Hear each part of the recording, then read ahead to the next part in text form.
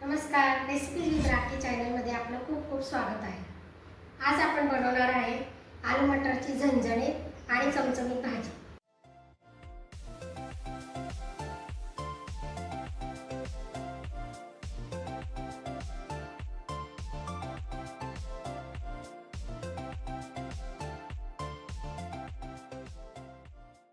भरपूरदा असं असतं ना की बुवा कांदा घातल्यावरच आपण भाजीला ग्रेव्ही येते असं वाटतं, पण असं काहीच नसतं. आपण कांदा न वापरता खोबरं, लसूण, टमाटर, ग्रेव्ही वगैरे असं वापरून पण आपण रसरशीत भाज्या बनवू शकतो. तर आज आपण बनवणार आहे कांदा न घालता खोबऱ्याचा वापर करून रसावाला आलू मटरची भाजी. आलू मटरसाठी लागणारे साहित्य आहे: 2 मध्यम आकाराचे बटाटे, 1 वाटी फ्रोझन मटर, वाटीभर खोबऱ्याचा खीस, कोथिंबीर, कढीपत्ता, 10-12 लसणाच्या पाकळ्या, 1 इंच आल्याचा तुकडा आणि 2 टमाटर. तर आधी आपण बटाटे कापून घेऊ.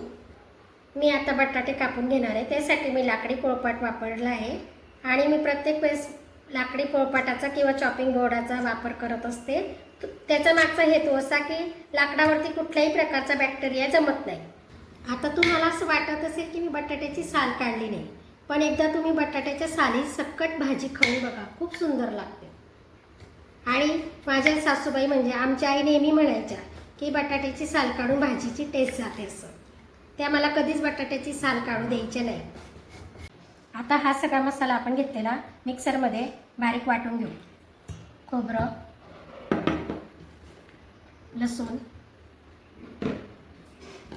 आल्याचा तुकडा, कढीपत्ता आधीच धुवून घेतलेला आहे मी, कोथिंबीर आणि 1 टमाटर. मी मसाला दळून आणते, तोपर्यंत माझ्या चॅनलला पटकन सबस्क्राईब करून ठेवा. आणि 2 पळी तेल घेतलेलं आहे, चमचा जिरं, थोडीशी राई, थोडासा कढीपत्ता.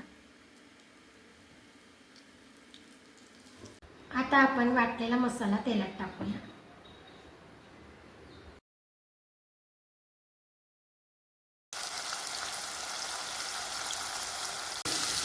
कढीपत्ता हा आपल्या शरीरासाठी औषधी गुणधर्म देत असतो, म्हणून आपण जास्तीत जास्त कढीपत्त्याचा वापर करायचा. त्याने काय होतं तर आपली केस गळतीचे जे प्रॉब्लेम असतात ते सॉल्व्ह होतात आणि आपल्या डायजेशनसाठी पण कढीपत्ता चांगला असतो. 2 चमचे चटणी टाकली आपण, 2 चमचे धणे जिऱ्याचं पूड, 1 चमचा गरम मसाला घरी बनवलेला, अर्धा चमचा हळद. या मसाल्याला चांगलं तेलात होऊ द्यायचं. चवीनुसार मीठ टाकायचं.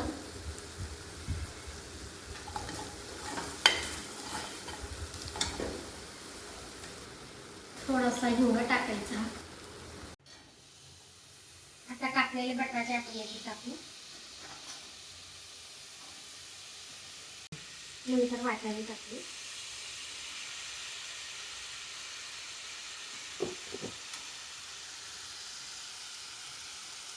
तुम्ही याच्यासाठी भिजवून वाटाणे पण वापरू शकतात, पण भिजवलेल्या वाटाण्याला 2 शिट्ट्या आधी काढून घ्यायची, कारण तुम्ही बटाट्यासोबत जर वाटाणे शिजवले तर बटाटे गाळ होते.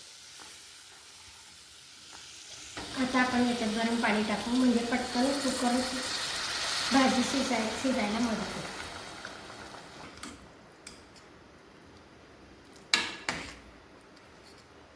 आता आपण भाजीत थोडासा मॅगी मसाला टाकू, त्याने भाजीला चटपटीत स्वाद येतो.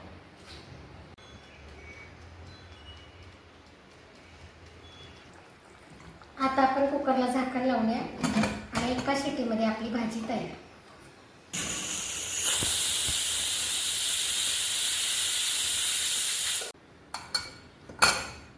आपली छान चमचमीत आलू मटरची भाजी तयार आहे. आपण आता सर्व करूया.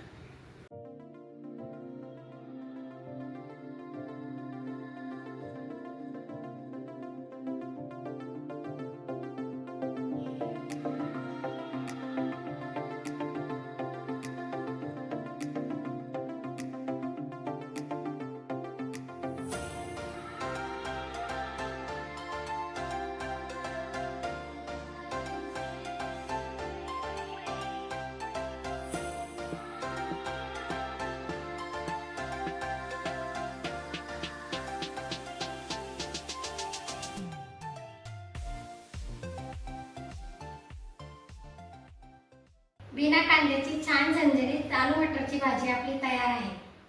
माझ्या नवीन रेसिपी बघण्यासाठी माझ्या चॅनलला सबस्क्राईब करा।